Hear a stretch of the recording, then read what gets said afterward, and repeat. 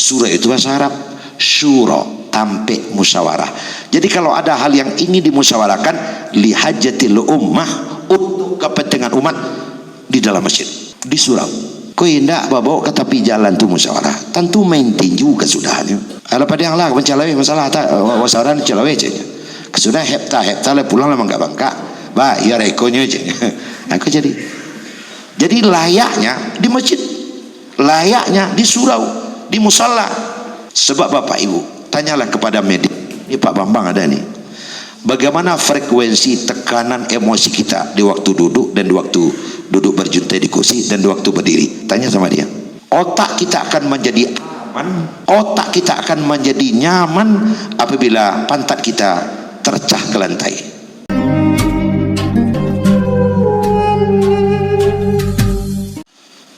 Sekarang kita masuk dulu kepada untuk memperteli bagaimana keberadaan kita sebagai manusia. Hampir sepakat para ahli tafsir, ya, itu kan banyak sekali ahli tafsir yang pernah saya baca. Kalaulah seandainya makhluk-makhluk selain manusia itu dikumpulkan jadi satu, makhluk-makhluk lain dan jadi satu, kemudian yang sebelah lagi adalah manusia dengan sendirinya, kemudian makhluk selain manusia itu diikat menjadi satu, kemudian masuk karung di sebelah kanan, taruhlah sebelah kanan. Kemudian yang satu lagi manusia saja isi karung itu. Terus kita ikat ke satu kayu, ujung A dan ujung B. Lantas ditaruh di atas timbangan kayak timbangan emas atau lambang pengadilan agama itu. Itu akan sama beratnya. Bahkan bisa saja lebih berat manusia. Itulah label-label yang diterima oleh manusia dibanding dengan makhluk lain. Jadi berapa banyaknya itu? Bahkan ratusan. Tidak pernah kita bisa menghitung makhluk selain manusia. Setahu saya sampai hari ini jenis ikan saja belum bisa diketahui secara menyeluruh di dalam laut. Bahkan masih ada jenis-jenis ikan baru yang belum diketahui apa namanya jenis ikan itu, yang hanya hidup di dasar laut yang sangat dalam. Begitu ya di hutan, masih banyak binatang-binatang di hutan yang sampai hari ini belum ditemukan. Bahkan makanya setiap tahun itu ada saja jenis binatang baru ditemukan oleh manusia. Betapa banyaknya. Tapi semuanya itu dikumpulkan, bobot manusia tetap lebih berat dari itu. Nah, ini ditandai dengan apa? Ditandai dengan makhluk selain manusia itu diutus oleh Allah atau dijadikan oleh Allah ke bumi, itu langsung dilengkapi dengan perangkat tetap. Apa yang dimaksud dengan perangkat tetap? Dia hidup lalu dilepaskan saja lagi, sehingga kapan mau beranak, kapan mau berketurunan, lalu tinggal di mana, makan apa, itu sudah terpola dan sudah bergulir begitu saja, namanya insting. Dan setiap saat itu tidak terjadi perubahan, itu ke itu saja, itu ke itu saja. Baik itu yang kita bilang negatif maupun yang bilang itu positif. Untuk lebih realnya begini, tingkat kepandaian ayam sebelah apa, tingkat kepandaian dan kepiawaian apa ayam 10 tahun yang lalu, bahkan 20 tahun yang lalu, itu sama dengan pak ayam zaman sekarang. Tidak pernah ada perubahan. Jadi dengan modernnya zaman, ayam tambah pandai lainnya tidak ada itu, tetap sama. Apa yang dimiliki oleh singa 10 atau 20 tahun yang lalu sampai hari ini, singa tetap seperti itu, tetap seperti itu. Jadi tidak pernah ada perubahan, sehingga perangkatnya itu tetap adanya. Bagaimana cara mencari makan 20 tahun yang lalu di dalam dunia beruk atau karo, sampai hari ini karo cara cari makannya tetap juga seperti itu, cara makannya tetap seperti itu. Itu namanya insting, dibawa semenjak dari lahir. Seperti itu. Ketika sapi beranak 10 tahun yang lalu baru keluar, dia langsung bisa cari susu. Sampai hari ini sapi juga demikian, dan itu tidak pandang bulu mau lahir di Indonesia, di Amerika, di Asia ataupun di Eropa, di Australia, tetap seperti itu. Itu yang terjadi pada binatang-binatang lain. Nah, bagaimana dengan manusia? Manusia tidak. Manusia tidak dilengkapi dengan insting. Jadi manusia itu berubah, makanya manusia itu selalu berubah di dalam kehidupannya dengan perubahan yang tidak tertahankan gitu. Dengan perubahan yang tidak tertahankan. Sehingga kalau di dunia pendidikan, banyak kita yang dari pendidikan saya lihat di waktu PPDB, siswa baru tahun 2021 pasti berbeda dengan siswa PPDB tahun 2022, berbeda dengan 2023. Makanya setiap lembaga pendidikan itu per tahun itu harus ada lokakarya untuk membaca dan memantau itu perkembangan siswa barunya bagaimana. Karena dengan siswa baru itu juga sekaligus baru orang tuanya, mungkin baru tempat tinggalnya dan baru suasananya. Itu tidak bisa dibantah. Nah, hari ini kita si umur gini. Ya, saya tidak akan bertanya kita umur berapa. Seketika anak kita atau cucu kita, seumur kita nanti, dia pasti beda dengan kita sekarang. Tidak sama. Begitu juga kita feedback, kita reschedule ke belakang ya. Ketika kita berumur 10 tahun dulu, kemudian anak kita umur 10 tahun hari ini, itu beda itu. Tingkat apa saja? Tingkat kemampuan kita 10 tahun yang lalu, di waktu kita berumur 10 tahun pada masa lalu, dibandingkan dengan anak kita umur 10 tahun hari ini, itu berbeda itu. Bahasa awaknya tambah cadia itu. Tambah cadia. Dan kecerdik dan kecerdasan itu dipengaruhi oleh di mana hidup manusia itu makin lama makin bergerak ke depan. Nah, bapak-bapak yang saya hormati, bahwa adalah seperti ini Tuhan tahu. Bahwa perkembangan manusia seperti ini yang paling tahu itu adalah Allah. Nah, demikian adanya. Oleh karena itu Allah membuat alam ini sesuai betul dengan perkembangan manusia itu. Apakah itu tanahnya, apakah itu udaranya, apakah itu lautnya, oleh Allah sudah diciptakan sesuai dengan perkembangan manusia itu, bergaris lurus. Hanya kalau seandainya ada terjadi hal-hal yang tidak diinginkan, itu pasti ada yang salah. Banjir tidak diinginkan, pasti ada yang salah. Seperti hari ini cuaca, apalagi kalau kita ke Jakarta sangat kotor, itu pasti ada yang salah. Pasti ada yang salah. Kalau dibiarkan dia asli begitu saja, itu pasti sesuai dengan kondisi dan kehidupan manusia itu sendiri. Pasti sesuai dengan tingkat kemampuan pikir dan sebagainya.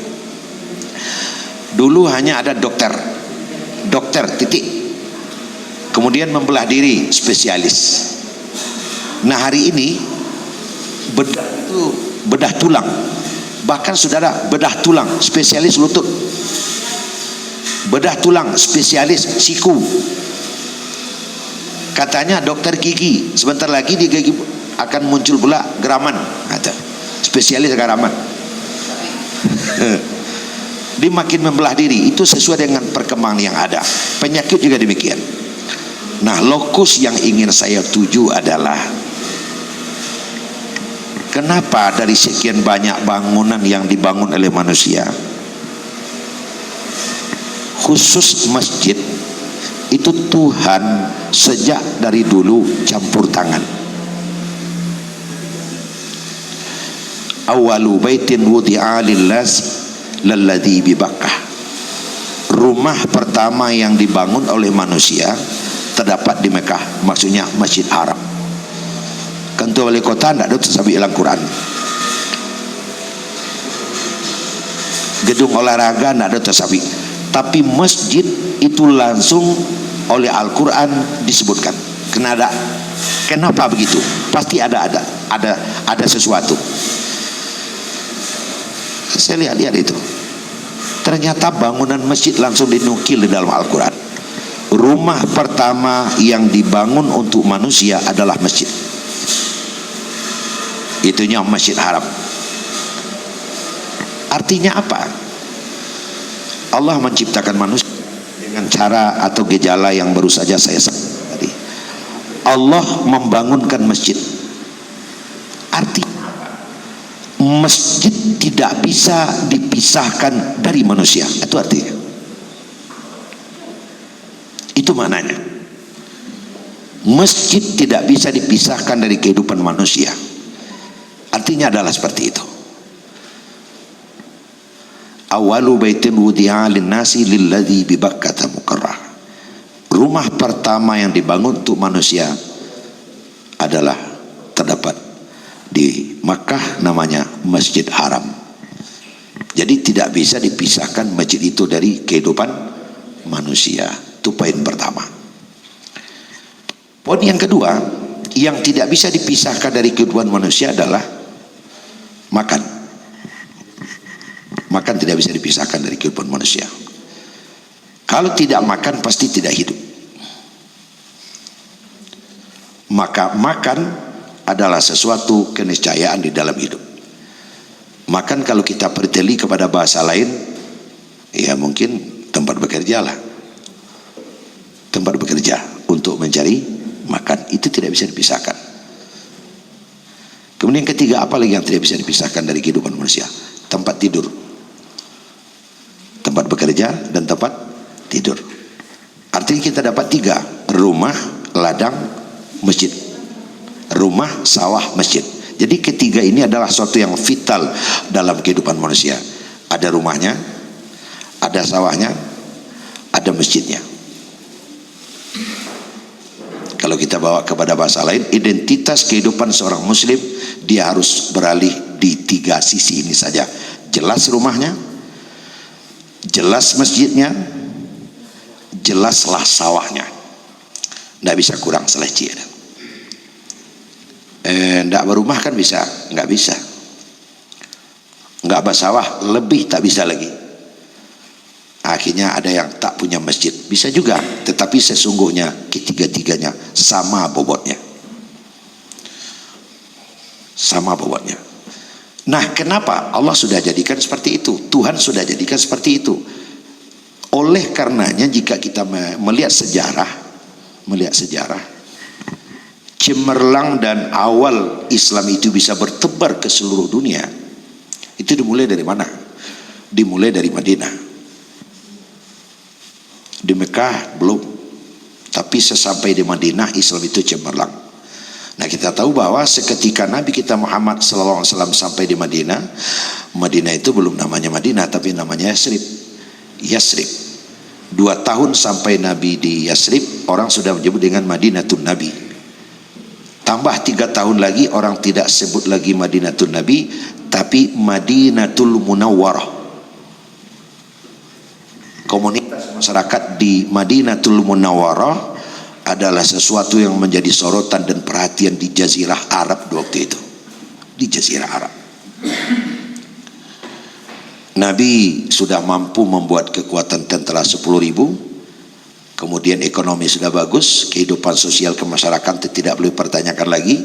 Karena ibu ya, Madinah itu adalah bahasa Arab yang terdiri dari 2 akar kata, madun dan dinun.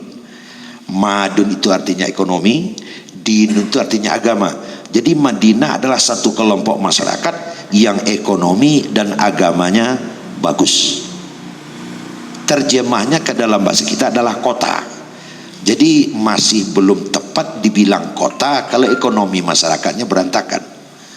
Belum tepat dibilang kota kalau masjid-masjid dan orangnya belum beribadah.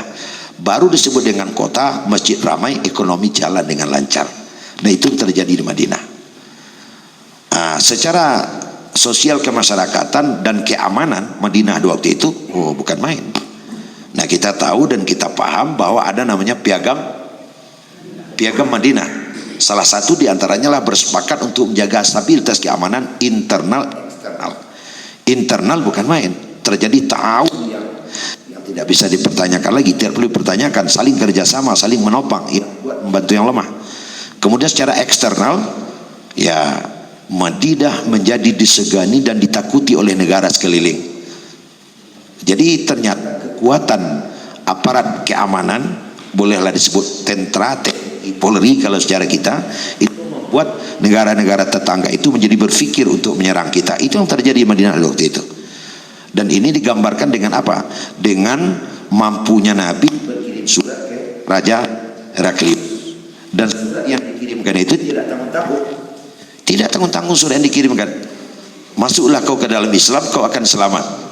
Ini seorang kepala negara berkirim surat untuk menyuruh kepala negara sebelah pindah agama. Itu tidak main-main, Pak. Kira-kira menurut pendapat, kalau Pak Jokowi ngirim surat ke Joe Biden, masuk Islam lah caknya. Aja Joe Biden kira-kira. Enak aja kau bilang tanya. Tapi Nabi mampu melakukan itu. Ya. Dan kebanyakan para sahabat waktu itu meramal itu Heraklius pasti membalas dengan bala tentara. Ini Muhammad jadi penyakit ini. Muhammad jadi kerjaan ini. Tapi apa yang terjadi? Tidak itu. Setelah Heraklius tahu apa surat yang dikirim oleh Nabi, dia mengerti maksud dan paham isinya, malah Heraklius menggigil ketakutan. Anak buahnya bertanya, kenapa kau menggigil Tuhan? Kamu tahu enggak? Ini pancingan ini, katanya.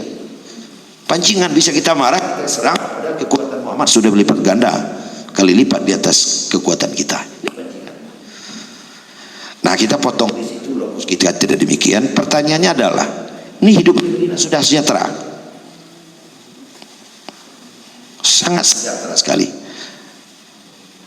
Nah, kenapa itu sejahtera?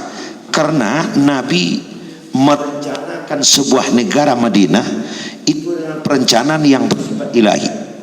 Merencanakan sebuah negara Madinah dengan perencanaan yang tidak main-main, yaitu perencanaan yang memang hajatul ummah. Jadi kalau ingin merencanakan sebuah perekonomian, mengangkat harkat martabat kehidupan umat, memang yang dituju adalah hajat umat. Nah gitu. Jadi mana tahu di antara kita yang hadir di sini nanti menjadi orang pengambil kebijakan, baru bisa baik itu ekonomi, baru bisa baik itu pendidikan, baru bisa baik itu politik, apabila yang menjadi dasar daripada pemikiran itu adalah hajatul ummah, hajat umat.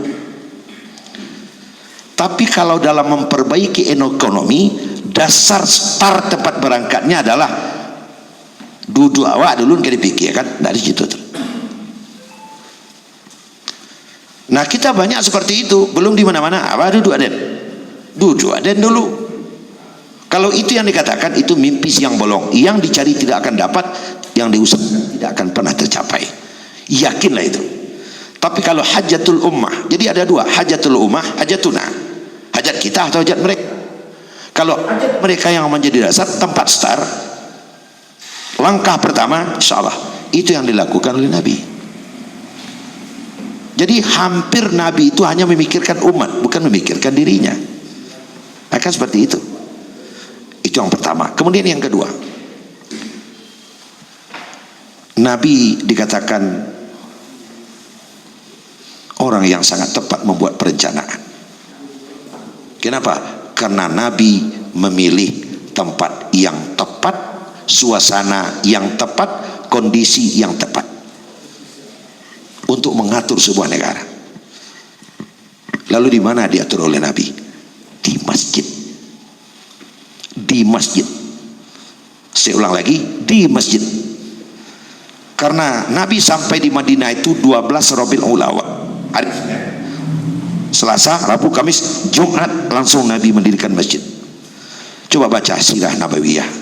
Kenapa masjid yang dibangun oleh Rasulullah pertama kali? Karena Rasul ingin membangun sebuah negara superpower, harus dimulai dari masjid. Jadi kita di Padang Panjang sudah punya Islamic Center, artinya infrastruktur sudah ada, tinggal membangun ini lagi. Bagaimana roh kota itu memancar dari masjid? Kalau dari gedung olahraga lain yang dipancarkannya. Jadi memancar dari masjid ini, itu yang dilakukan oleh Rasulullah. Jadi makom terbiyah, makom iktisadiyah, makom musyawarah, makom ibadah, itu memancar dari masjid. Kalau sudah memancar dari masjid, itu sudah aman. Jadi yang didirikan oleh pertama kali oleh Nabi adalah masjid. Jadi kalau kita nanti jadi developer, bikin perumahan, masa jiwe loh. Saya pernah khutbah di mana ya? Di Masjid Baru Nurul Yakin. Saya sampaikan begini, Kalau kita rakit sebuah pertanyaan, kenapa Rasul mendirikan masjid dulu? Begini, kalau hajatul ummah, membangun umat, kita harus lepaskan kepentingan yang tidak umat. Jadi kepentingannya harus umat. Bagaimana caranya untuk melepaskan kepentingan yang tidak kepentingan umat? Buang label. Mari kita duduk bersama, kemudian kita bermusyawarah dengan membuang label. Yang paling payah dalam hidupku kan label. Angka cian itulah kamu gambar tu. Itunya ketek pada waktu. Tentulah awak pada renyu. Itu adalah embrio tidak tercapainya tujuan. Kalaulah sampai kecilnya siapa kan? Itulah kamu gambar tu. Saya ingin bertanya sama ibu, sama bapak sekalian. Ini kan kita acara di sini. Kadang ada merek di depan itu. Wali kota, kan itu? Ketua DPRD. Saleh. Ketua itu. Kemenak. Ya. Kan dibuat itu. Agar jangan nanti berebut kursi, kan gitu. Karena di antara yang paling kacau dalam hidup berebut kursi. Kita tahu enggak, label itu yang penyakit itu. Itu penyakit. Selagi label itu dipertahankan, maka selagi itu pula kita mempertahankan ketimpangan. Kan ketimpangan. Oh, ternyata yang boleh duduk di situ wali kota. Oh, ternyata yang boleh duduk di situ Kemenak. Ternyata tempat duduk saya cuma di sini. Kita dalam hidup kan mencari tempat duduk ini. Mencari kursi, Pak. Orang menemukan mencari kursi. Maka duduklah kita di tempat duduk kita, kan seperti itu. Apabila kita sudah duduk di tempat duduk kita, ya everything never mind. Ya, silakan Pak. Kadang kita salah mencari tempat duduk, kan itu yang berbahaya. Nah sekarang, kenapa oleh Nabi pertama kali? Karena satu-satunya tempat di dunia, kita bicara secara Islam, satu-satunya tempat di dunia yang apabila kita sudah masuk ke dalamnya tidak ada label lagi, adalah masjid.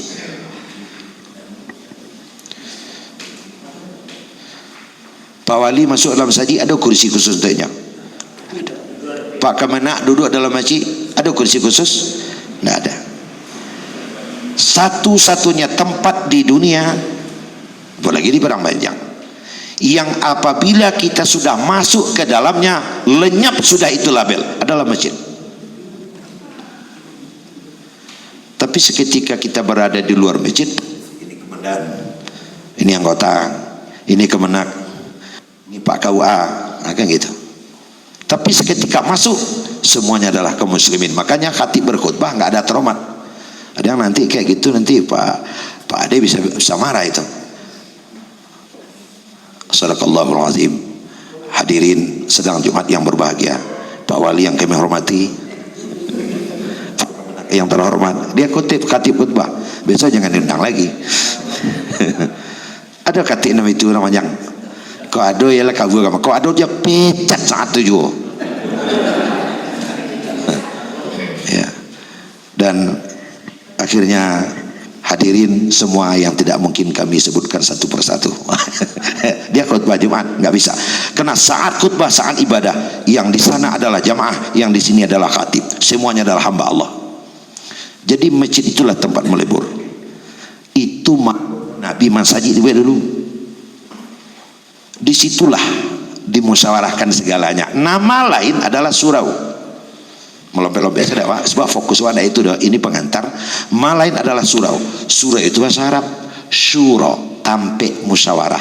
Jadi kalau ada hal yang ingin dimusyawarahkan, lihajatil ummah, untuk kepentingan umat, di dalam masjid, di surau.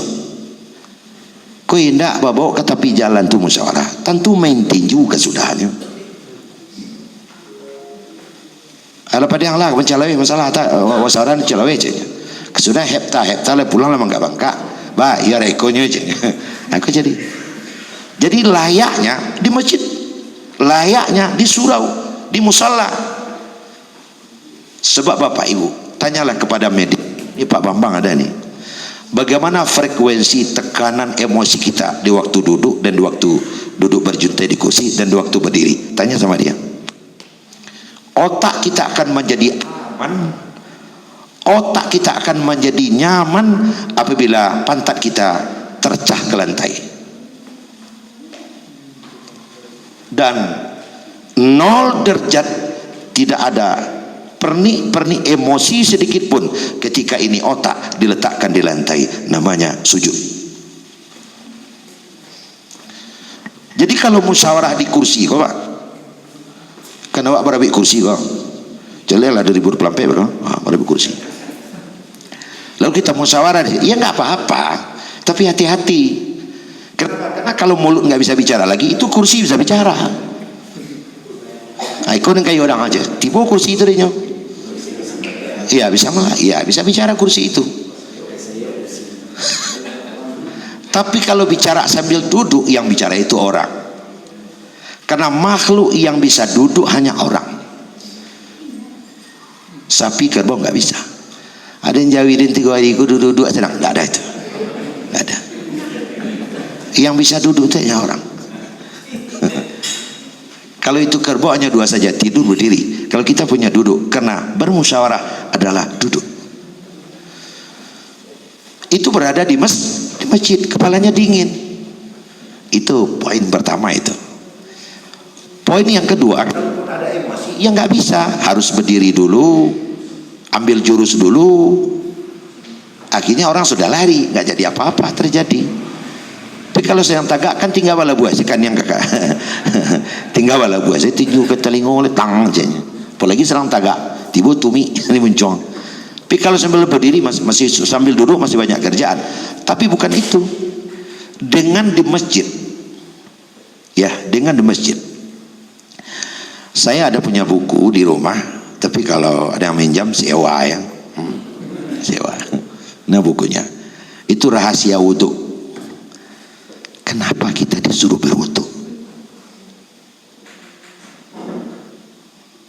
Dan yang di waktu kita berwudu yang dicuci itu adalah anggota tubuh aktif. Anggota tubuh aktif.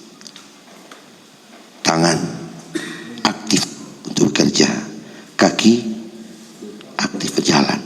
Kemudian muka kita ada mata aktif melihat, ada hidung mencium, ada telinga mendengar. Tapi yang tidak aktif, yang nurut-nurut sentah kemana kan tidak cuci. Ada orang berwudu cuci parwi, mengantuk berwudu aja kan ada. Kan itu mandi namanya. Kan tidak ada yang mengambil wudu sini. Kok punggungnya dicuci? Ya saya berwudu, itu mandi namanya.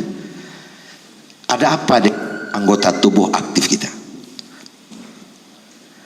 Ternyata bapak-bapak dan buya-buya, siraman air itu akan menjadikan tegangannya 0 derajat. Muka, tangan, kaki. Jadi orang nanda aduh kane de ayu wudu mulai dari pagi sampai sore itu pakai tasdid ya, berbahaya pakai tasdid itu. Ya. Jadi tidak berbahaya, tapi ada tasdidnya berbahaya. Artinya bahayanya 2 kali lipat. Makanya kalau ada orang pingsan siram juga iya. Kalau ada orang berang buat deh. Kalau ada orang lalu nama jago siram juga iya. Tidak makan kita bisa tetap hidup, tapi kalau tidak minum silakan mati. Dan asal kita juga dari air. Apabila kita berwudu, otak kita akan tenang di dalam berbicara. Di surau kita bermusyawarah pasti sesudah sholat, dan itu pasti siap berwudu. Sehingga apapun diputuskan akan sampai kepada keputusan yang dia inginkan, karena kepala kita sedang dingin. Nah, itu makanya saya sampaikan dari tadi, masjid adalah satu keniscayaan. Nah, yang kedua, kemudian diadopsilah ajaran Islam itu ke Sumatera Barat. Memang tidak bisa disalahkan, adat lebih dulu daripada agama di sini. akhirnya setelah didiskusikan, adat kau sentak buahnya, tapi agama kau mati. Adik berbuah sentak, agama berbuah mati. Dia adik masih sampiangnya, tapi dia agama batilanjang. Akhirnya disepakati bahwa adat harus disesuaikan dengan agama. Maka di waktu musyawarah Bukit Marapalam itu diadatkan, dilandaskanlah agama, adat itu kepada agama. Maka muncullah kesepakatan ABS SBK, adat basani sarak, sarak basani kitabullah. Nah, sejak adat basani sarak, sarak basani kitabullah, mendirikan masjid adalah rangkaian dari adat yang sudah disepakati. Maka disebutkan di dalam lingkungan adat, manusia batang gonai meninggalkan rueh jobuku, meninggalkan adik jopusako, pulai baca batang turun meninggalkan rueh jobuku. Menjadi adik bagi kita orang Minangkabau mendirikan masjid jamiah di Tanagari. Masjid jamiah didirikan untuk mengajarkan rukun nalimo. Jadi masjid rangkaian dari adat yang sudah disembur oleh ajaran Islam tadi. Jadi tidak ada di Minangkabau yang tidak ada masjid. Makanya setiap suku satu keniscayaan harus ada suraunya. Antara ada surau suku masih ada nanggo surau suku masih.